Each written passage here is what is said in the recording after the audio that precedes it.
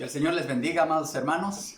Les invito a abrir sus Biblias, tenerlas listas en el libro de los Hechos, capítulo 2, y voy a dar lectura al versículo 47. Hechos 2:47 dice así la palabra del Señor. Alabando a Dios y teniendo favor con todo el pueblo, y el Señor añadía cada día a la iglesia los que habían de ser salvos.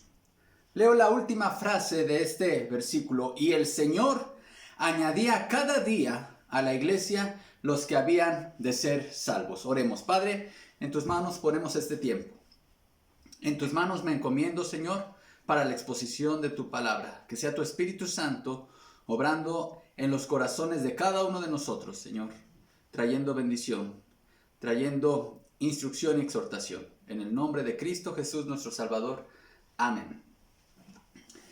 Cuando pensamos y reflexionamos acerca del crecimiento de la iglesia, hay por lo menos dos posturas extremas que considero que son altamente peligrosas y que nosotros debemos de evitar.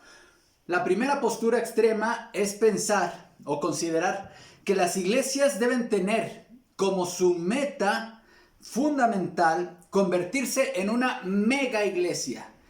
Ahora, prácticamente en cada ciudad importante de nuestro país y en cada ciudad importante del mundo existen lo que se conocen como las mega iglesias. Una iglesia con un auditorio grande donde se congregan miles de personas cada semana y tienen, por supuesto, recursos importantes. Y las iglesias más pequeñas como que aspiran a que esa tendría que ser su meta. Y muchas veces esto se llega a convertir en una verdadera obsesión. Y quienes adoptan este camino, por lo general, piensan y justifican que es válido hacer mano o echar mano de todos los recursos y de todas las estrategias necesarias para llegar a ese objetivo de convertirse en una gran iglesia, una iglesia muy numerosa. Considero que eso es bastante peligroso, como lo vamos a ver en este estudio y en esta exposición bíblica. Pero, hermanos, hay en el otro extremo, ese es un extremo, pero en el otro extremo hay otro igualmente peligroso, que es espiritualizar la falta de crecimiento. Y decir que las iglesias verdaderas, por lo general, tienen que ser iglesias pequeñas.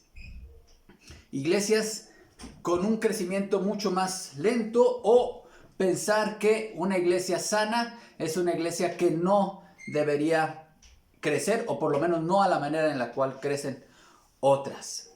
Y incluso hay quien puede llegar a decir que la señal de que somos una iglesia bíblica y verdadera es que somos pocos. Eso también es un pensamiento extremo, peligroso y no bíblico. Tanto la obsesión por un crecimiento y convertirnos en una iglesia grande y una iglesia numerosa cuyos miembros y asistentes se cuenten por miles es tan dañino como la indiferencia al crecimiento. Este pasaje, en el versículo 47 del capítulo 2 del libro de los Hechos, encontramos algunos principios importantes acerca del crecimiento de la iglesia. Y en primer lugar, hermanos, este pasaje, esta última frase, esta última parte del versículo 2, con la frase, y el Señor añadía cada día a la iglesia los que habían de ser salvos, nos marca las pautas acerca del crecimiento normal, bíblico, natural que debe tener una iglesia. Y en primer lugar, voy a iniciar con la frase, y el Señor añadía. Lo primero que debemos identificar, hermanos, ¿quién es la fuente del crecimiento? Aquí claramente el autor del libro de los Hechos, Lucas, el médico Lucas, bajo inspiración del Espíritu Santo, está diciendo que el origen del crecimiento de la iglesia en Jerusalén era el Señor mismo. El Señor se atribuye a sí mismo el crecimiento de su iglesia. Dice aquí, y el Señor añadía cada día a su iglesia los que habían de ser salvos. ¿Quién lo hacía? No eran los hombres, no era una labor humana, no era producto de una estrategia, era una obra del Señor. Ahora, una iglesia, en cualquier época de su historia, pero en la actualidad, puede crecer de dos formas. Y una de las formas en las cuales las iglesias podemos nosotros ver cómo crecen en la actualidad es lo que yo llamo el crecimiento artificial. ¿A qué nos referimos con un crecimiento artificial? Muchas iglesias hoy buscan una forma de crecimiento que no está respaldado en la palabra de Dios. Un crecimiento en donde se hace mano de estrategias de mercado y a la iglesia se le visualiza no como un organismo vivo. Y hermanos, como nosotros podemos y conocemos, los organismos vivos tienen parte de su ciclo de vida es el crecimiento. Es parte de su diseño por la creación de Dios. Ya sea que se trate de una planta, un animal o los seres humanos, el crecimiento forma parte natural del ciclo de vida que forma parte del diseño divino. Así que la iglesia, cuando nosotros la consideramos como un organismo bíblico, un organismo vivo, tal como nos lo dice la Biblia, hermanos, presentará un crecimiento normal u orgánico, que es el que da el Señor y es el que vemos aquí descrito en el libro de los Hechos con lo que ocurrió en la iglesia de Jerusalén. Pero hay iglesias que quieren utilizar un atajo, una vía de crecimiento más rápida, y ahora vivimos en una época, hermanos, la época del corto plazo. Una época en la cual se nos ha metido la mentalidad de no querer esperar. Los procesos que llevan mucho tiempo son procesos que queremos nosotros acelerar si es que se pueden acelerar. Y eso ha sucedido con lo que ocurre con el crecimiento de la iglesia. Y muchas personas dicen que además del crecimiento orgánico natural, hay que ponerle algún elemento más humano. ¿Y qué ha ocurrido con esta explosión de estas grandes iglesias, hermanos? Una iglesia que crece rápidamente muchas veces eso lo vemos con muchas mega iglesias hoy en nuestro alrededor. Su crecimiento no es bíblico, sino muchas veces es porque a la iglesia se le tiene que convertir en una empresa. Entonces funciona igual como si alguien iniciara un negocio o iniciara un emprendimiento, una empresa, hermano. Entonces todas las estrategias de mercado se empiezan a utilizar en el medio de la iglesia, y entonces vemos cómo estas iglesias empiezan a tener más gente en sus reuniones, obviamente más recursos, y empiezan a tener mucho más influencia en la sociedad en donde están ubicadas. Pero ese es un crecimiento artificial. La iglesia del Señor no es un negocio. La iglesia del Señor no es una empresa humana. La iglesia del Señor, como ya dije, es un organismo vivo. Un organismo vivo del cual su crecimiento se encarga el Señor mismo. En la forma de crecimiento que es llamado orgánico o natural, la fuente del crecimiento siempre es el Señor. Les invito a ir, por ejemplo, a 1 Corintios 3, capítulo 6. 1 Corintios 3, 6, hablando el apóstol Pablo a la iglesia de Corinto acerca de la labor y la participación que había tenido él, Apolos y otros colaboradores. Dice en el versículo 6, ¿a quién atribuye el crecimiento? 1 Corintios 3, 6. Yo planté, Apolo regó, pero el crecimiento lo ha dado Dios. El crecimiento de la iglesia, el origen del crecimiento, la fuente del crecimiento de la iglesia es el Señor. En la forma de crecimiento artificial, la fuente son las estrategias de mercado implementadas por los hombres. Y debemos nosotros de cuidarnos mucho de caer en esa tentación. No por el afán de querer ver mucha gente en nuestras reuniones, no por el afán de querer tener pronto un gran edificio, nosotros empecemos a implementar estrategias de mercado y pensar que la iglesia es una empresa. En una ocasión, hace algunos años, estuve en un congreso de liderazgo y en las primeras sesiones quedé totalmente decepcionado porque ahí se instaba a que se viera a la iglesia justamente con una visión empresarial. Y pensamos entonces que la iglesia es una comunidad que ofrece servicios religiosos a la gente y que estos servicios tienen que ofrecerse de acuerdo a las necesidades o a los gustos de cada gente. Y de hecho hay iglesias que han optado por este crecimiento artificial, que hacen estudios de mercado en el vecindario o en la colonia en donde se van a implementar. Estudios de mercado con preguntas tales como ¿con qué frecuencia asiste a la iglesia? ¿Qué tipo de programas le gustaría que tuviera la iglesia? ¿Qué temas le gustaría que se abordaran en las predicaciones? ¿Cuánto tiempo le gustaría que durara el sermón? ¿Qué tipo de música le gustaría que se utilizara para la alabanza? Y entonces con base a esos estudios de mercado se diseñan los programas de la iglesia y entonces la iglesia se convierte en una proveedora de servicios religiosos al gusto del consumidor. Eso no es a lo cual Dios nos ha llamado como iglesia. Dios ha establecido en su palabra cómo se debe de llevar a cabo la vida de la iglesia y la obra del ministerio de la iglesia. Por lo tanto, debemos tener mucho cuidado acerca de esta forma de crecimiento artificial. Pero hay otro principio. Ya vimos uno. La fuente del crecimiento es el Señor mismo. Y es un crecimiento orgánico, natural, que el Señor da en la medida en la cual la iglesia va cumpliendo su función. Pero vamos a ver otro aspecto, otro principio importante del crecimiento. Y es la frecuencia del crecimiento.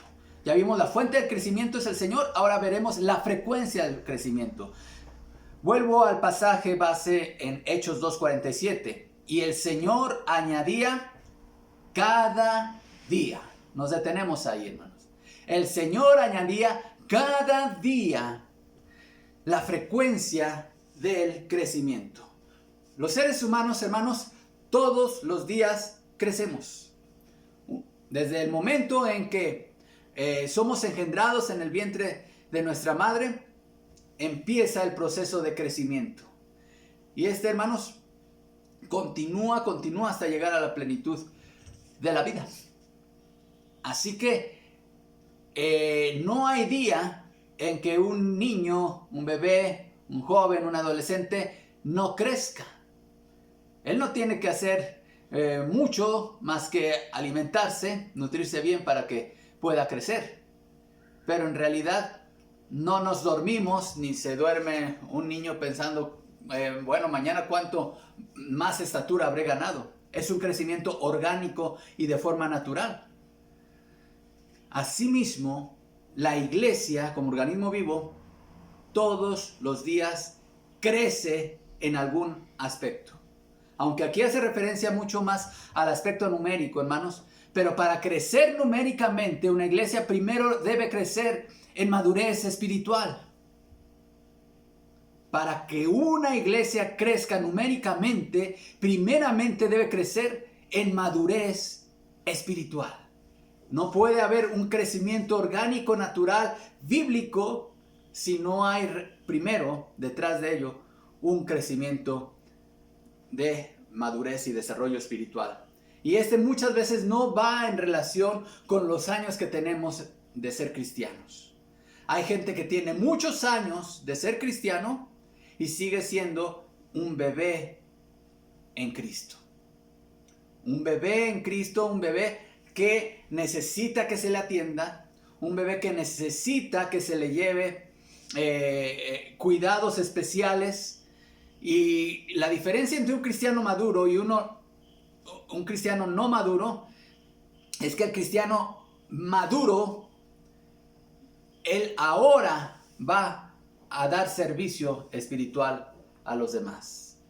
Un cristiano inmaduro por lo general depende de los cuidados de los demás. Entonces yo les invito, hermanos, a que reflexionemos en qué nivel espiritual estamos cada uno de nosotros.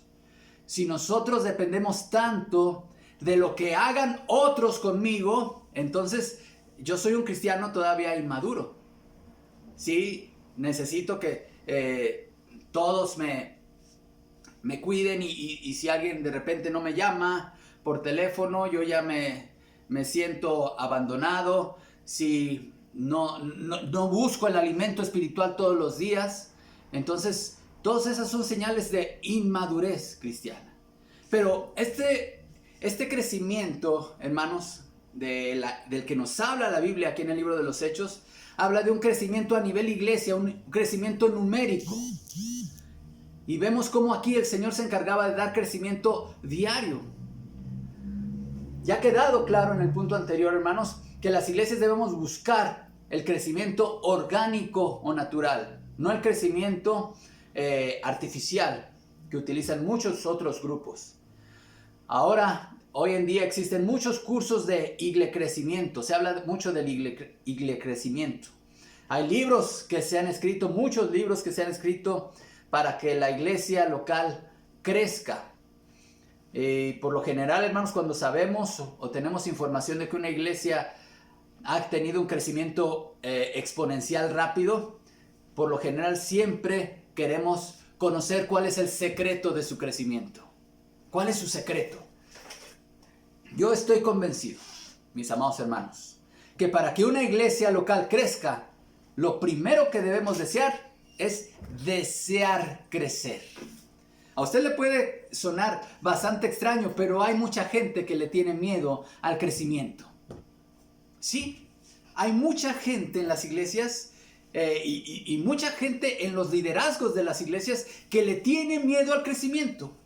Tiene miedo a que la iglesia empiece a llenarse de más y más gente, más y más recursos, y no, de repente ya lo que nosotros teníamos como nuestra zona de confort se convierte en un verdadero desafío, porque el crecimiento representa un reto.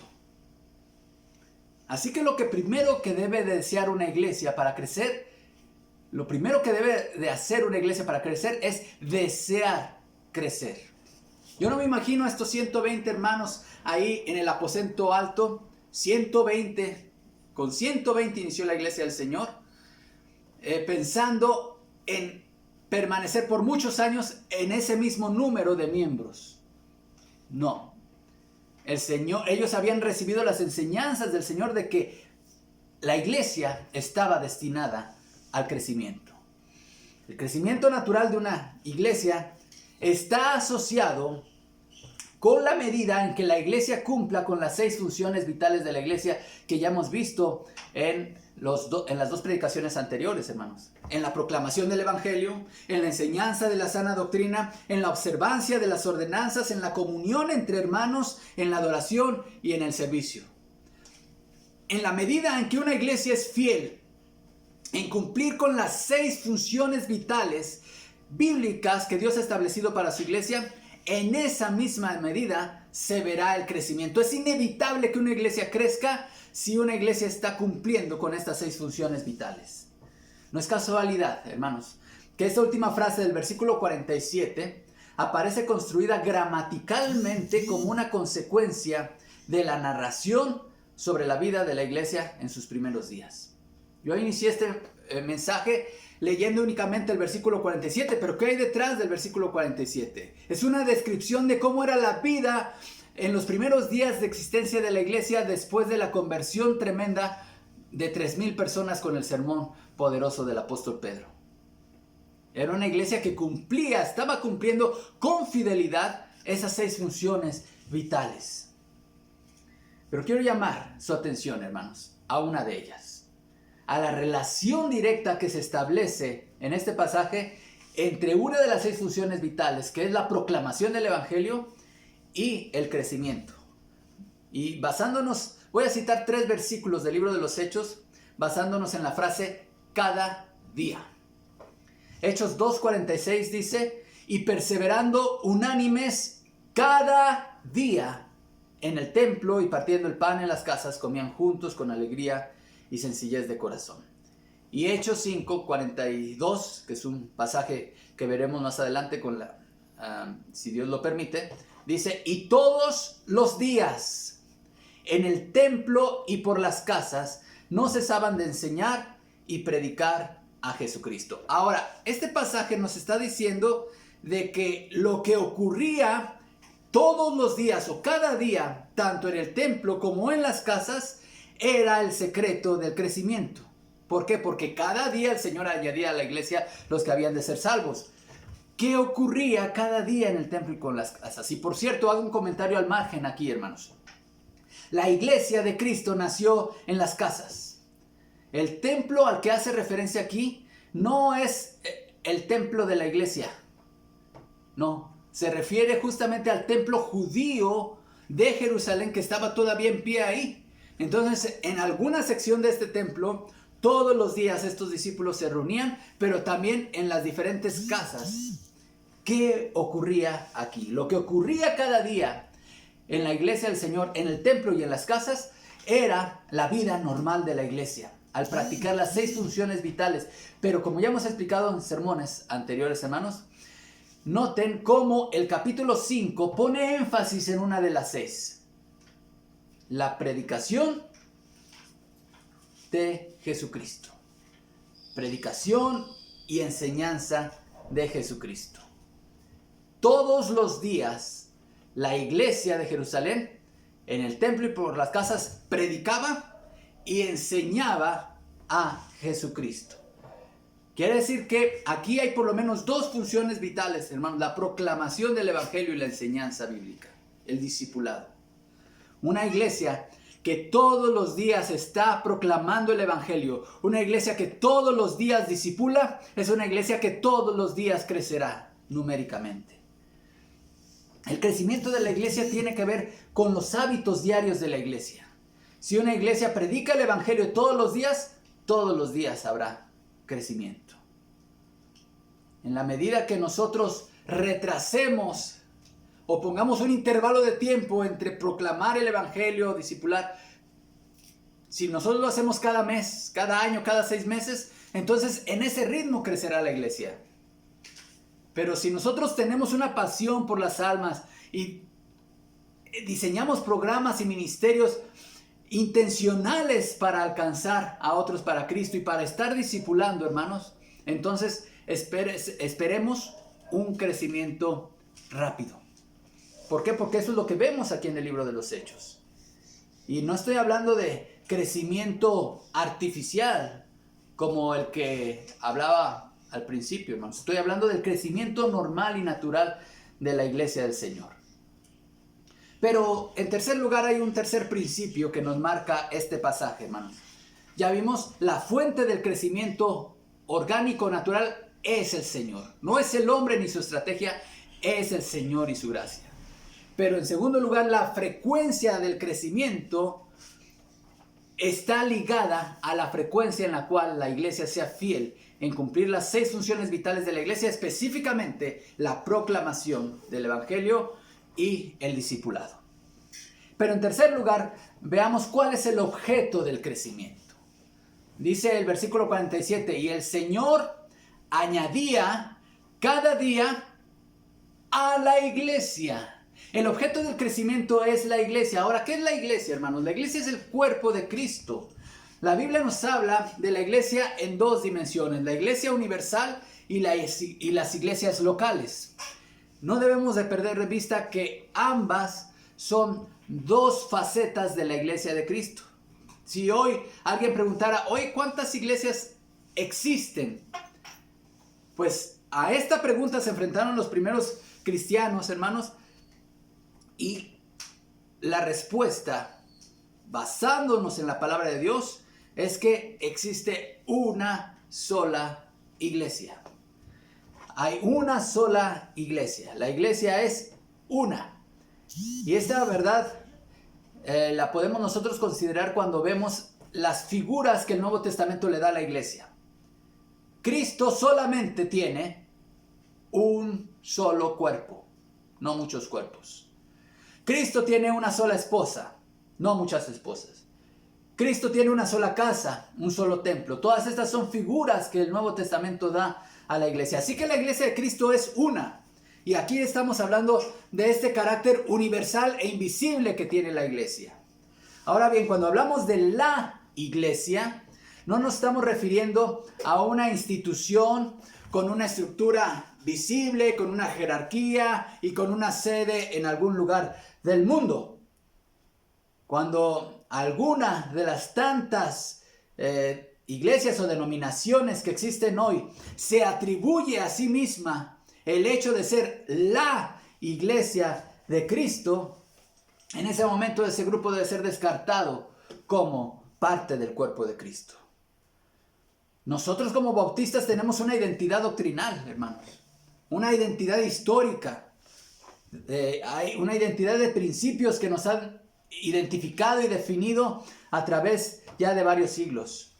Pero, hermanos, nuestra identidad denominacional, ¿sí?, con todo lo que reconocemos de valioso y de importante, sabemos también que la iglesia de Cristo, universal, hermanos, trasciende las fronteras de nuestra denominación.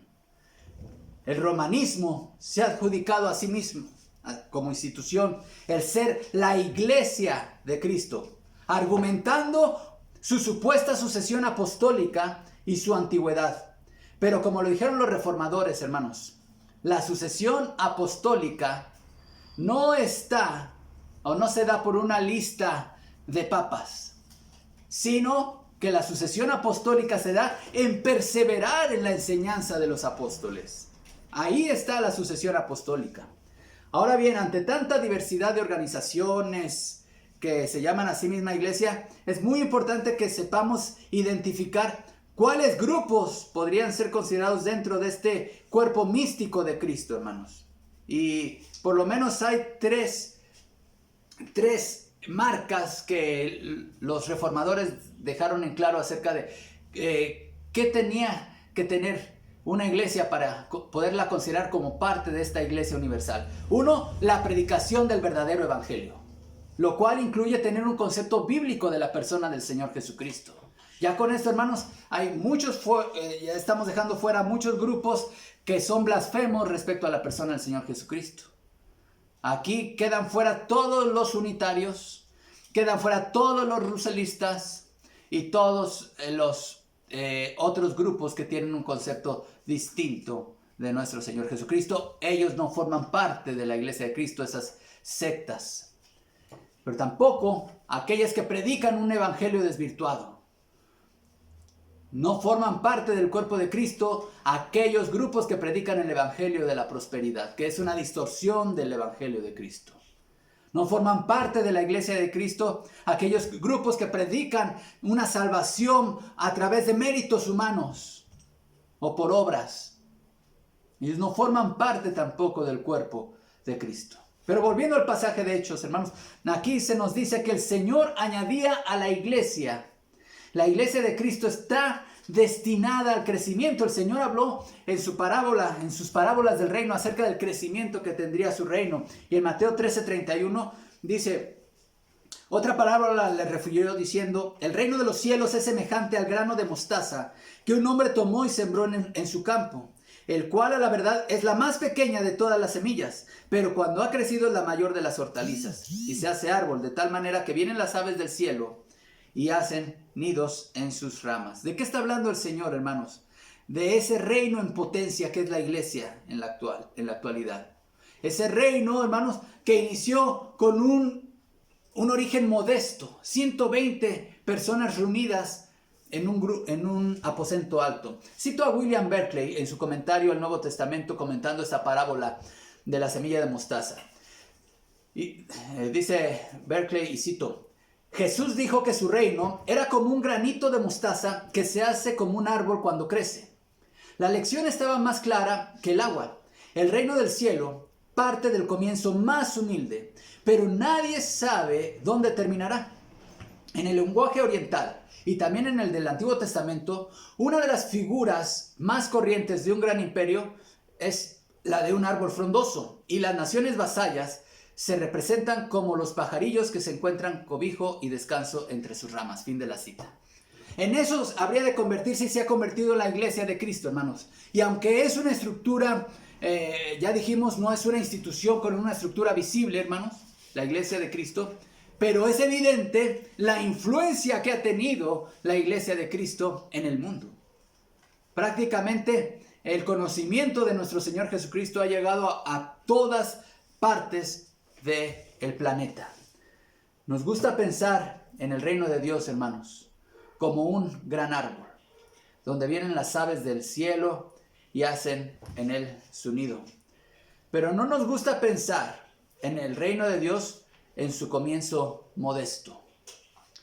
Claro que mucha gente el día de hoy, hermanos, preferimos buscar iglesias grandes, iglesias con muchos ministerios, con mucha actividad y con muchos recursos.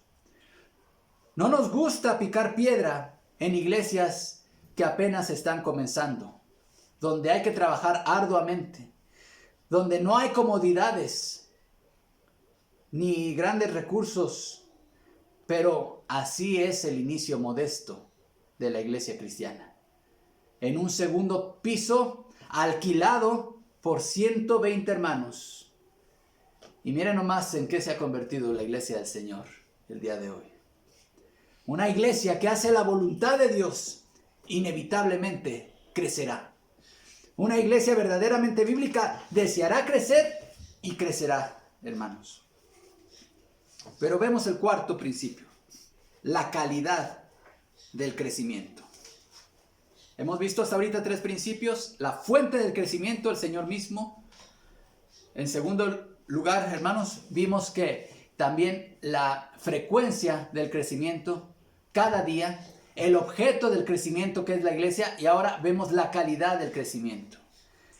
Dice el versículo 47, y el Señor añadía cada día a la iglesia, ¿a quiénes?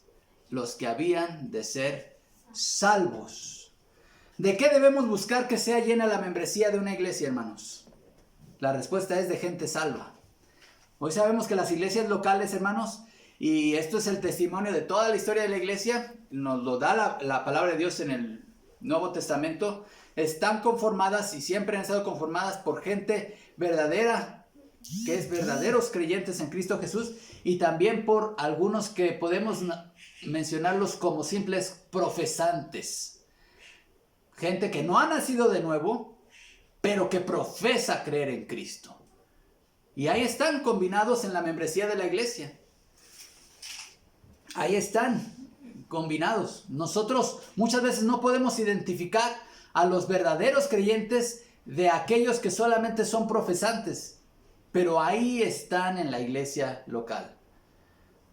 Ahora, recuerdan, hermanos, las dos formas de crecimiento que vimos al principio de esta predicación: el crecimiento orgánico y el crecimiento artificial. Bueno, el crecimiento artificial, hermanos, que es el que está basado en estrategias de mercado, atrae a la iglesia a gente inconversa, a gente carnal, y que seguirá inconversa y que seguirá carnal aún dentro de la iglesia. El crecimiento orgánico, el crecimiento que da Dios, busca no solamente traer gente a la iglesia. Nosotros no solamente buscamos adeptos, sino buscamos que la gente sea salva. Eso es lo que buscamos, hermanos. Un predicador del evangelio, lo hemos dicho muchas veces, en muchas ocasiones, hermanos, cuando predicamos el evangelio no estamos siendo agentes de ventas. Nosotros no somos vendedores. Nosotros somos heraldos de Cristo, heraldos del Rey de Reyes. Los problemas, los grandes problemas, el gran problema de la iglesia de hoy, hermanos, de las iglesias de hoy, es que en sus libros de membresía están llenos de nombres de personas inconversas. Gente que confía en su salvación en una oración que hizo cuando niño, pero su corazón sigue estando tan lleno de obscuridad como el corazón de un ateo. ¿A qué clase de gente estamos atrayendo a la iglesia? Ahora, hermanos, yo tampoco considero que debemos mostrar al mundo una actitud de demasiado religiosismo fanático o farisaico o mojigato. Yo no creo que debemos de reservarnos el derecho de admisión a nuestros cultos. De hecho, yo estoy convencido, hermanos, que el eslogan de toda iglesia cristiana debería ser: esta es la iglesia de Cristo. Aquí son bienvenidos todo tipo de pecadores. Pero, hermanos, el hecho de que nosotros recibamos en nuestros cultos públicos a todo tipo de gente tiene como propósito el llevarlos a Cristo y que experimenten una transformación de su corazón. A esos pecadores que se acercan a la iglesia debemos presentarles su medicina para su mal, su medicina para su pecado. Si una persona que vive en su pecado y ama su pecado, y después de un tiempo de estar asistiendo a la iglesia, esa persona no se siente incómoda con su pecado, es porque la iglesia también ama el mismo pecado. ¿Qué atrae a una gente carnal que quiere seguir siendo carnal a la iglesia? Pues, hermanos, no es otra cosa que la proclamación de un evangelio carnal. ¿Qué atrae a gente salva a la iglesia? La proclamación de un evangelio puro y verdadero. Este versículo 47, hermanos, nos da 4 principios del crecimiento orgánico, natural, bíblico de toda iglesia. En primer lugar, la fuente del crecimiento es el Señor. La fuente del crecimiento no es ninguna fuerza o poder humano. No eres tú, hermano, no eres tú, hermana. Es el Señor. La fuente del crecimiento de la iglesia es el Señor. La frecuencia del crecimiento está directamente relacionada con la frecuencia en la cual nosotros proclamamos el evangelio.